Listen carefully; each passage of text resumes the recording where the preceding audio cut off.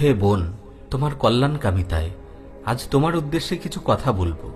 বোন, কিভাবে তুমি তাকে বন্ধু বলছো যে তোমার ক্ষতি সাধনের চিন্তা করছে?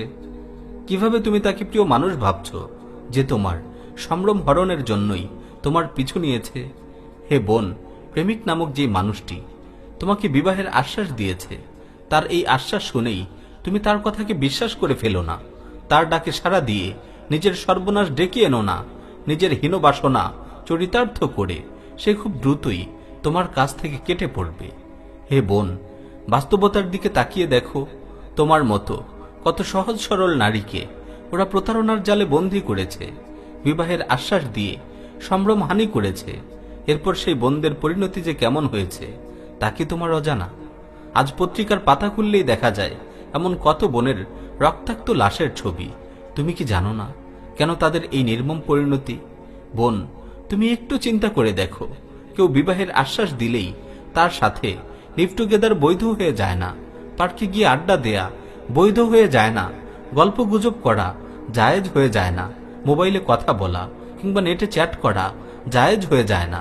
দেখো বোন, আজ কত বোনই নিজের মহামূল্যবান সম্পদ চরিত্রের ব্যাপারে বেখবর হয়ে পড়েছে। বয়ফ্রেন্ড আর প্রেমিক নামক সর্বনাশা ফাঁদে পা ফেলেছে। তাদের কামনা বাসনা পূরণের জন্য নিজেকে উন্মুক্ত করে দিচ্ছে। অথচ শপিং কিংবা লেনদেনের সময় সেসব বোনের কাছ থেকে কেউ যদি কৌশলে 5 টাকাও বেশি নিয়ে যেতে চায়, তখন তো তারা নির্বুদ্ধিতার পরিচয় দেয় না, ভালোভাবেই হিসাব করে থাকে। তাহলে নিজের মূল্যবান সম্ভ্রমের ব্যাপারে কেন তারা এতটা উদাসীনতার পরিচয় দিচ্ছে? কেন তারা অপরের অসৎ কামনার কাছে সহজেই পরাজিত হচ্ছে? বড়ই আশ্চর্য হে বোন, বড়ই আশ্চর্য। হায়, আমাদের সেসব বোনেরা একটি বারও যদি নিজেদের নিয়ে একটু চিন্তা করত, অন্তত একটি বারও যদি আয়নার সামনে গিয়ে নিজেকে জিজ্ঞেস করত, কে তুমি, কিসে তোমার প্রকৃত মর্যাদা, আর আজ তুমি কোথায় ঘুরে বেড়াচ্ছ, কোথায় সম্মান খুঁজে বেড়াচ্ছ?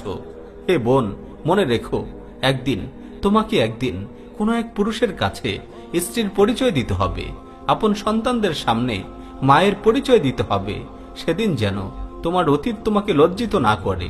পার্ক উদ্যানের গুনাহের আড্ডাগুলো যেন তোমাকে নিজের কাছেই নিজেকে ঘৃণার পাত্রী বানিয়ে না তোলে। নিজেকে তুমি উত্তম চরিত্রে শোভিত করো। পরপুরুষের লোলুপ দৃষ্টি থেকে বেঁচে থাকো। কারো প্রপোজাল পেয়ে মিষ্টি কথায় তার প্রতি মুগ্ধ হয়ে পড়ো না। বিবাহের আশ্বাস পেয়ে কারো সাথে একান্তে সময় কাটাতে যেও না।